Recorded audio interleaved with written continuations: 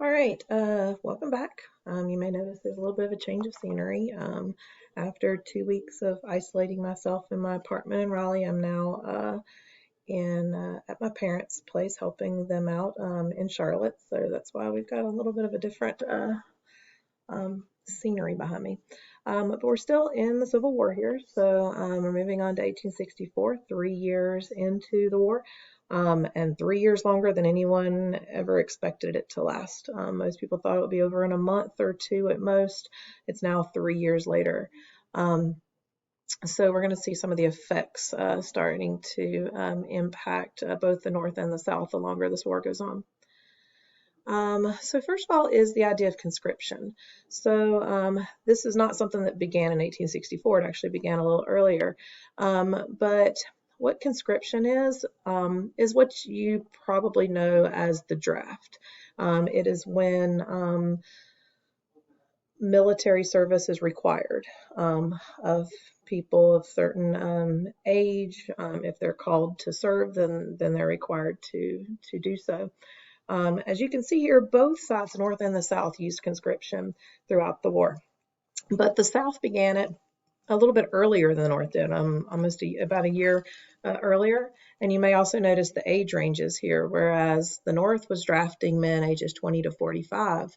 In the South, it was as much as 17 to 50 years old. And that's a big range. So hopefully you recognize why that was the case, that the South began conscription earlier and were drafting people of such a broader range. And it's because they were at such a disadvantage when it came to population, people, able to fight. So imagine like drafting 17-year-olds all the way up to 50-year-olds, requiring them to serve. So the conscription was something utilized by both sides, but more so, or at a more drastic effect in the South. There were a lot of reactions to the draft on both sides. First of all, there was a way that you could get out of having to serve if you were called. One way was to pay what's called a commutation fee, which is to pay money to get out of it. Or you could even hire a substitute. I mean, there were people willing to take your place in exchange for money, as you can see in the $190 bounty poster there. So you could buy your way out if you had enough money. Also, in the South, someone who owned more than 20 slaves could be exempt from the draft. And if you remember, people who owned 20 or more slaves were the richest of the people, the top like 1% in the South. So what you end up having, due to the fact that people could buy their way out or hire substitutes or even be exempt if they had 20 slaves, you end up having a war in which the richest people could get out of it. And the people who were fighting it tended to be the poorest of the people. So a lot of times the Civil War was referred to as a rich man's war, but a poor man's fight, especially as the war became more and more about slavery, that if poor people of the South were having to fight the war for the sake of rich people being able to own slaves, then it's a poor man's fight, but they're fighting a rich man's war. This is a cartoon titled Southern Volunteers. And so what this is really trying to show is that people who were volunteering to serve in the Confederate Army weren't volunteers. In fact, as you can see in the picture, they're being dragged to the fight or at gunpoint or bayonet point. So it's basically showing the coercion that they were being forced to go fight. Now, up in the North, particularly in New York City, there were riots that broke out in Manhattan by poor people generally who were resentful of the fact that they're being drafted to fight, and some of the largest. Some of the greater number of people that were part of these riots were actually Irish immigrants. You may remember a while ago we talked about Irish immigrants coming to America in the 1840s. So it's basically about 20 years before the war, and now they're being called upon to fight and being forced to fight in a war that they didn't necessarily feel like they had a stake in. And as some of the poorest people in their community, they really had no way of resisting it. And so riots broke out around Manhattan, mainly targeting places associated with the draft, draft offices, military offices, even newspaper offices and stuff like that. They also targeted African Americans in the city because they viewed African Americans as being the cause of the war. You also maybe remember a while back I told you that immigrants in the North tended to be more in favor of slavery existing in the South because they viewed freed slaves as possible competition for their jobs in low skill, low wage jobs. So many of them wanted to maintain the institution of slavery and didn't really like that this war was attempting to end that. So these draft riots took place over a few days in July in New York City. Here are some images from that as well. And by the time they were over, 100 people or more were killed in these riots.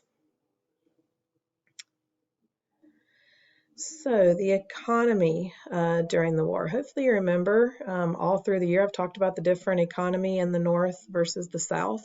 The economy in the North was based around industry and manufacturing.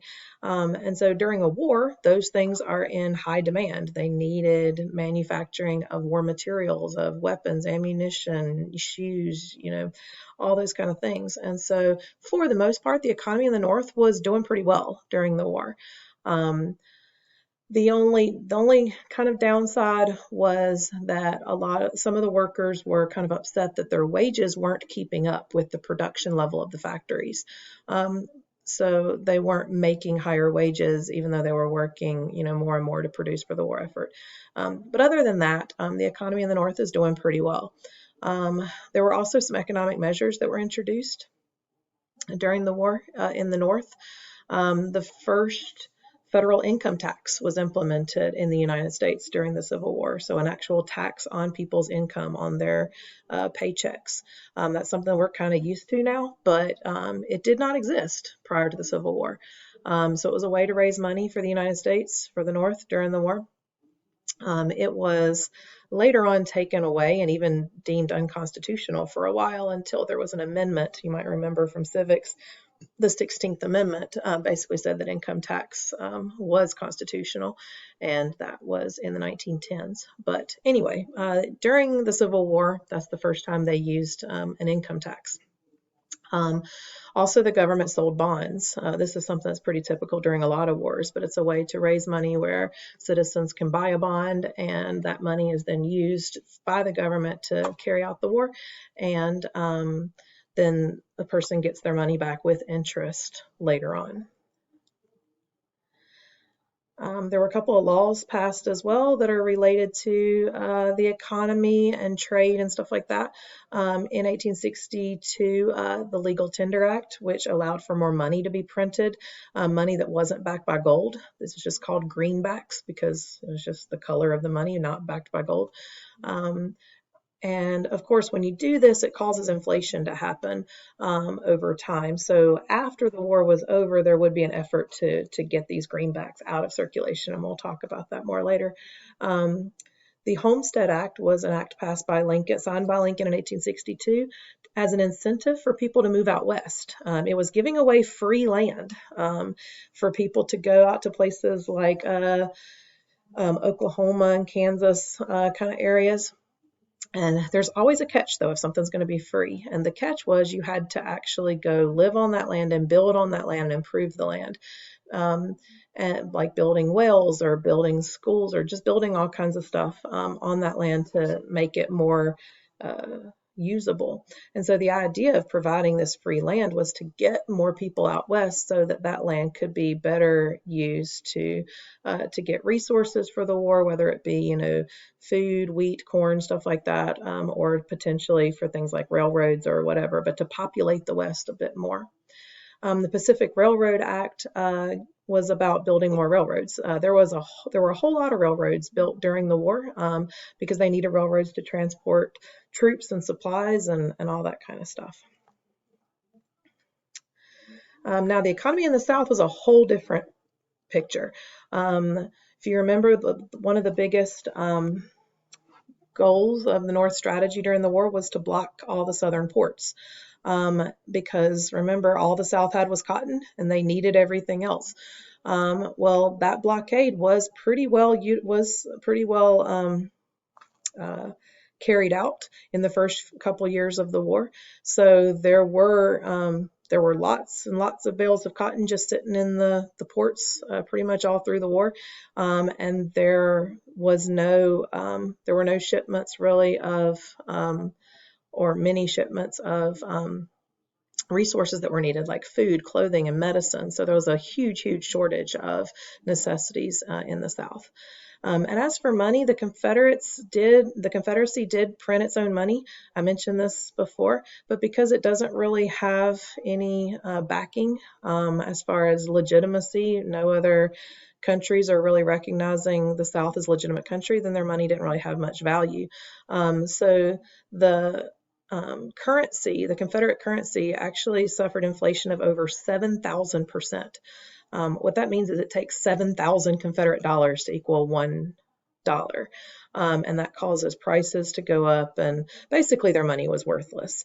And you can see a chart here of some of the staple items and just how much they cost before the war versus during the war. This is partially due to shortages and also partially due to the inflation. The one that stands out to me is coffee. Y'all know I like my coffee. And it was a huge staple that many people wanted to have during the war, and it was just difficult to come by. That in 1860, 4 pounds of coffee was 50 cents, and then 3 years later it was $20. All right, moving on. As far as camp life, this goes for both sides of the war, both sides of camps. There was a lack of food. Rationing was used. That meant like people were only given a certain amount of food that they could have. There were also food staples that were used on both sides. For the South, something called Johnny cakes were kind of like these cornbread cakes that they were able to make with very few supplies. But in the North, they had something called hardtack. Now, if we were in person, I would have had a surprise for you, which is that I actually made some hardtack. It's basically just flour and water and salt. But what it is it's basically like a little cracker, and it's really hard. It's baked for a long time to get all the moisture out, and the reason you do that is because then it can last for a long time. So the U.S. Army had produced lots of hardtack. They had used it during previous wars, and in fact, some of the hardtack that the Union Army was eating in the 1860s was hardtack left over from the Mexican War. If you remember when that was, that's the 1840s. So this is not 20-year-old hardtack, but the hardtack that they were eating was 20 years old. And a lot of it hadn't been kept in airtight, sealed containers like I had done. I made mine just like last month, and I was going to share it with you. Theirs was kept in burlap sacks, sometimes that bugs could get in. In fact, it was kind of known that they would soak their hardtack in some boiled like water or coffee if they had coffee, and then there would be bugs in it, and the bugs would float to the top, and they would skim off the bugs and then eat the hardtack and drink the coffee. Pretty gross. So this hardtack doesn't have bugs, but you can kind of get an idea of just how hard it is. It's not pleasant to eat. I don't know if you can get that. It's pretty gross. There's not much taste to it. I would have given you all a piece of hardtack, and you all would have thought that it was gross probably. But anyway, so this was used because there was such a lack of food. This was used more by the Union Army. But other supplies that were lacking were shoes and blankets. There's also a lot of disease that was rampant through all of the camps and stuff like that. All right, so I'm now going to take a break, probably go get some water because this is gross, and we'll pick up in our next video.